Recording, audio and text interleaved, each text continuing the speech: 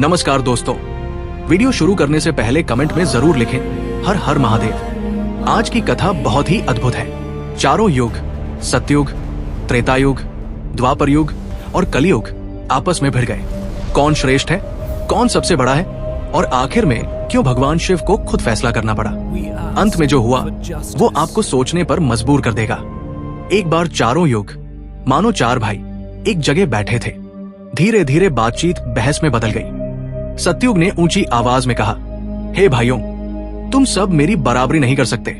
मेरे समय में धर्म अपनी चरम सीमा पर था। मनुष्य पवित्र थे, कोई पाप का नाम तक नहीं लेता था।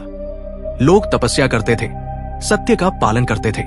मेरे काल की लंबाई ही देख लो, 17 लाख वर्ष। इतनी लंबी आयु में धर्म और तप का साम्राज्य था। मेरे युग को छोड़कर बाकी सब छोटे हैं। त्रेतायुग ने यह सुना तो वो तमतमाकर बोला, सतयुग, केवल लंबी आयु होना श्रेष्ठता नहीं कहलाती। मेरे काल में धर्म तो था ही, साथ ही मर्यादा और कर्तव्य का पालन भी हुआ। मेरे काल में ही जन्मे थे मर्यादा पुरुषोत्तम श्री राम। उन्होंने दुनिया को दिखाया कि धर्म कैसे निभाया जाता है। मेरे युग में रावण जैसा महाबली भी हुआ, कुंभकर्ण जैसा पराक्रमी भी, और इन सब पर मर्यादा और धर्म ने विजय प्राप्त की। तो बताओ, क्या मेरा युग छोटा हो सकता है? द्वापर युग हंस पड़ा और बोला, तुम दोनों अपनी अपनी शान बघा रहे हो, पर सच्चाई कुछ और है। मेरे काल में तो स्वयं श्री कृष्ण अवतरित हुए, 16 कलाओं से पूर्ण विराट रूप दिखाने वाले परम ब्रह्मा। मेरे युग में महाभारत जैसा महान युद्ध हुआ, जहां अर्जुन, भीम, भीष्म, द्रोण, कर्ण और जरासंध जैसे महायोद्धा जन्मे।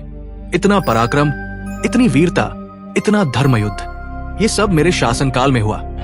तो श्रेष्ठता की बात करोगे तो मैं ही सबसे बड़ा हूं। कलयुग ने तीनों की बातें सुनी और मुस्कुराकर बोला, तुम तीनों अपने अपने गुण गा रहे हो, लेकिन सच्चाई को देखना सीखो।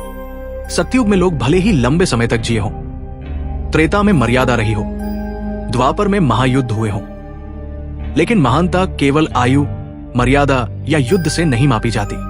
श्रेष्ठता इस बात से तय होती है कि कौन सबसे बुद्धिमान और व्यावहारिक है, और यही मेरी पहचान है।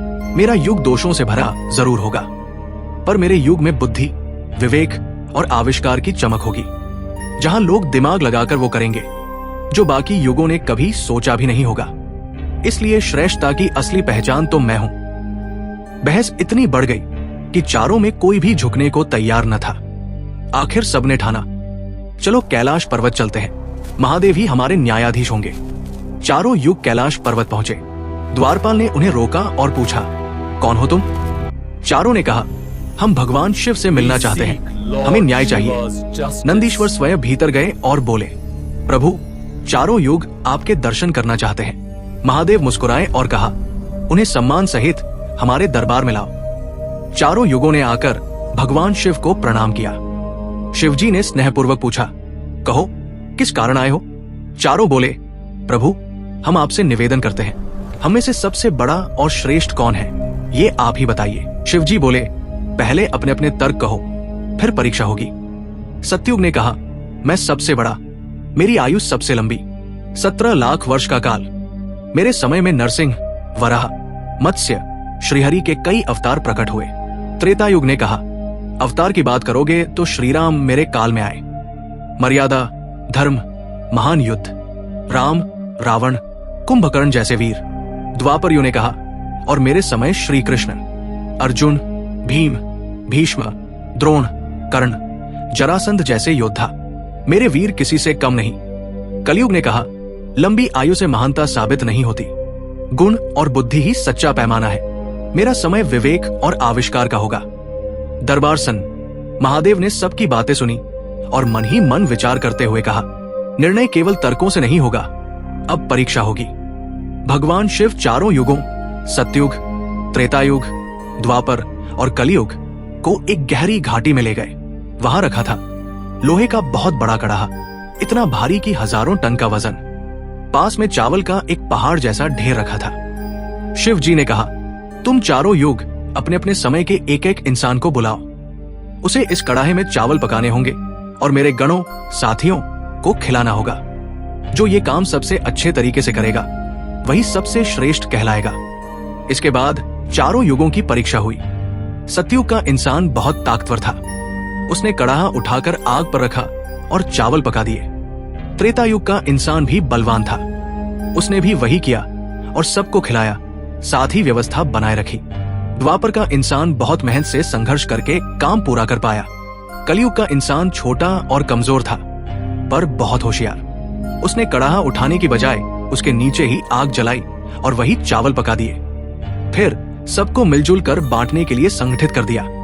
अब बारी परोसने की। उसने शिवगणों को ही व्यवस्था में लगा दिया। आप कतार बनाएं, बाल्टियों से परोसें, सबको मिलकर खिलाते हैं। क्षणों में प्रसाद वितरण पूरा। अंत में परसा साफ कर दिया।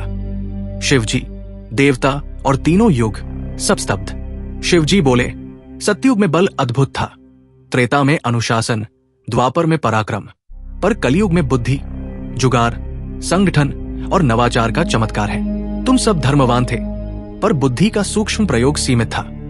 कलयुग में मस्तिष्क की शक्ति, यंत्र विद्या, मशीनें, नव आविष्कार, ये सब चरम पर होंगे।